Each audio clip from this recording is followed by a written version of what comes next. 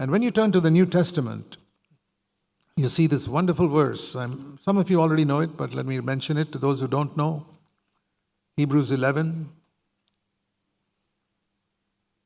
It's an amazing verse. You know that Hebrews 11 is the chapter of amazing miracles. Abraham had a son as an old man. Samson, his mighty power manifested. He killed lions. Joshua pulled down the walls of Jericho. Moses split the Red Sea. All these things are mentioned in this. And people were raised from the dead. It says here in verse 35. But in the midst of all these miracles, fantastic miracles, it's written about Jacob. What is his miracle? Hebrews 11:21. He leaned on the top of his staff. That's his miracle. He's walking with a cane. You say, what sort of a miracle is that to come in Hebrews 11? I think it is the greatest miracle in Hebrews 11. That God succeeded in breaking a proud man to teach him, like you're leaning upon this cane, Jacob, lean upon me for the rest of your life. And so he had revelation which his father Isaac did not have. It's a very interesting story. When Isaac wanted to bless, he was blind.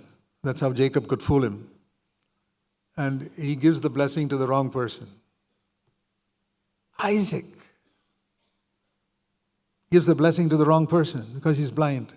You know, it says in Genesis, towards the end of Genesis, that Jacob was also blind. When Joseph brought his two children, elder son Manasseh, younger son Ephraim, to Jacob, and he made sure that, the right hand is the hand of blessing.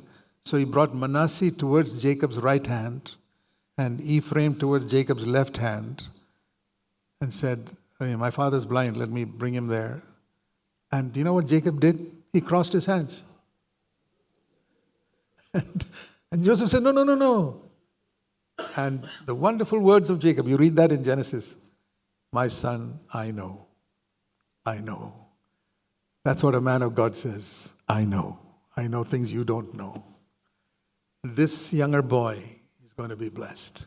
And you read the rest of the Old Testament, Ephraim was blessed more than Manasseh. Where did Jacob get such revelation? Because he had learned to lean upon his staff.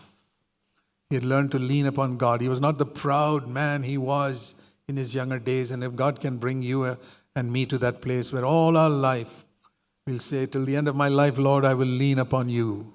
You will get revelation too. God will show you amazing things in Scripture that other people can never teach you.